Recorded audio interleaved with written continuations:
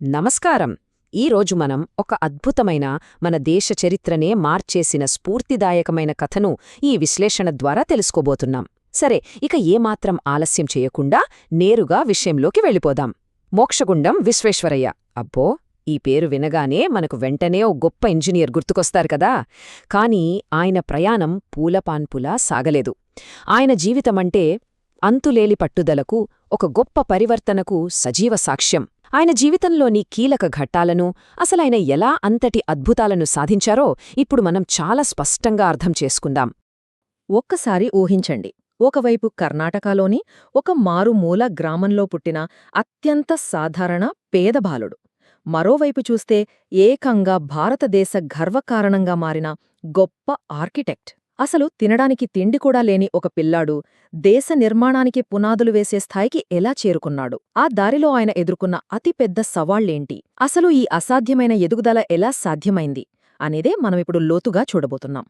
ఈ అద్భుత ప్రయాణంలో మన మొదటి విభాగం the call and the struggle. అంటే ఆయన ఎదుర్కొన్న కష్టాలు, పోరాటం. ఆయన పడిన కష్టాలు అన్నీ ఇన్నీ కావు. 1861 సంవత్సరంలో కర్ణాటకలోని ఒక చిన్న గ్రామంలో పుట్టారాయన. అప్పట్లో పరిస్థితులు ఎంత దారుణంగా ఉండేవంటే, చదువుకోవాలనే ఆసక్తి ఉన్నా కూడా బడికి వెళ్లడానికి రోజూ కిలోమీటర్ల కొద్దీ నడుచుకుంటూ వెళ్లేవారు. కనీసం కడుపు నిండా భోజనం కూడా ఉండేది కాదు. ఇక రాత్రిపూట చదువుకుందామంటే కరెంటు లేదు. కేవలం ఒక చిన్న దీపం వెలుతురులో ఆకలితోనే చదువుకునేవారు. ఇది వింటుంటేనే మనకు రోమాలు నిక్కబొడుచుకుంటాయి కదా. ఆ శారీరక కష్టాన్ని సైతం పక్కనపెట్టి ఆయన చూపించిన అంకితభావం నిజంగా హాట్స్ ఆఫ్. మరి అంత ఆకలిలో, ఆ చీకటి రాత్రుల్లో ఆయనను ముందుకు నడిపించిన ఏకైక ఇంధనమేంటి? అదే, దేశానికి ఉపయోగపడే వ్యక్తి కావాలి అనే ఒక అంతులేని బలమైన కోరిక.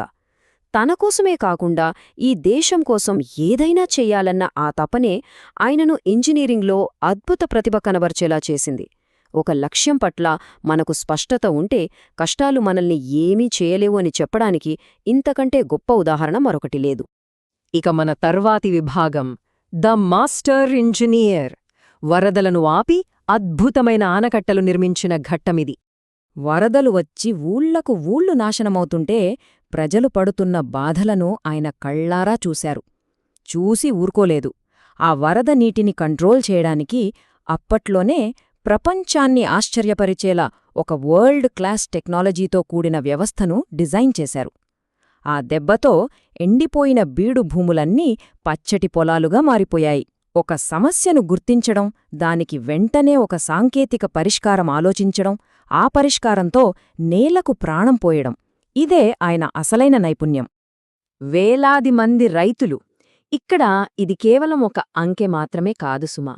ఆయన నిర్మించిన ఆనకట్టల వల్ల శాశ్వతంగా మారిపోయిన ఎన్నో కుటుంబాల జీవితాలకు ఇది ప్రతీక. ఆ ప్రాజెక్టులు వేలాది మందికి జీవనాధారాన్నిచ్చాయి. పల్లెల్లో మళ్లీ సంతోషాన్ని తీసుకొచ్చాయి. ఒక్క మనిషి చేసిన అద్భుతమైన ఆలోచన వేలాది కుటుంబాల ఇళ్లలో ఎలా వెలుగులు నింపిందో మనమిక్కడ స్పష్టంగా అర్థం చేసుకోవచ్చు. అక్కడినుంచి ఆయన ప్రయాణం మరో మలుపు తిరిగింది. అదే 3వ విభాగం, don of a new era. ఒక గొప్ప పరిపాలకుడుగా ఆయన సృష్టించిన శకం. ఆయన అపారమైన తెలివితేటలు, పనులు రాబట్టే విధానం చూసి అప్పటి మైసూరు రాజ్యం ముగ్ధురాలైపోయింది. వెంటనే ఆయనను చీఫ్ ఇంజనీర్గా నియమించి ఆ తర్వాత ఏకంగా మైసూరు దివాన్గా అత్యున్నత బాధ్యతలప్పగించింది. కేవలం తన సొంత ప్రతిభతోనే ఆయన ఆ స్థాయికి చేరుకున్నారు. ఇక పరిపాలకుడిగా ఆయన చేసిన పనులు అన్నీ ఎన్నీ కావు. ఎంతో విశాలమైన రోడ్లను నిర్మించారు. భవిష్యత్తు తరాల కోసం పెద్ద పెద్ద విద్యాసంస్థలను ప్రారంభించారు. ఆర్థిక వ్యవస్థను పరుగులు పెట్టించడానికి స్థానికంగా పరిశ్రమలు పెట్టించారు. దానివల్ల ప్రజలకు ఎన్నో ఉద్యోగ అవకాశాలొచ్చాయి. ఇదంతా చూస్తుంటే ఆయనకు ఎంతటి దూరదృష్టి ఉందో మనకు ఇట్టే అర్థమైపోతుంది కదా. భారతదేశ చరిత్రలో నిలిచిపోయే పనులెన్నింటికో ఆయన శ్రీకారం చుట్టారు. ఇక చివరి ఘట్టానికి వద్దాం. 4వ విభాగం, యాన్ ఇన్స్పైరింగ్ లెగసీ. ఆయన క్రమశిక్షణ, నైతికత గురించి ఇక్కడ చూద్దాం. కష్టపడి పనిచేయడం నేర్చుకోండి, దేశ అభివృద్ధి మన చేతుల్లోనే ఉంది. ఆయన చెప్పిన ఈ మాటల్లో ఎంతో లోతైన అర్థముందో కదా. ఆయన సాధించిన అఖండ విజయాల అన్నింటికీ పునాది ఈ తత్వమే. మనమందరం బాధ్యతగా కష్టపడితేనే దేశం ముందుకెళ్తుందని ఆయన బలంగా నమ్మారు. అసలు ఆయన దినచర్య చూస్తే మనం ఆశ్చర్యపోవాల్సిందే. ఉదయం ఖచ్చితమైన సమయానికి నిద్రలేవటం, పట్టుకున్న ప్రతి పనిని ఒక్క చిన్న పొరపాటు కూడా లేకుండా పర్ఫెక్ట్గా చేయటం, సమయాన్ని ప్రాణంగా ప్రేమించటం. ఇవి ఆయన రోజువారీ అలవాట్లు. చూసారుగా, కేవలం తెలివితేటలుంటేనే సరిపోదు.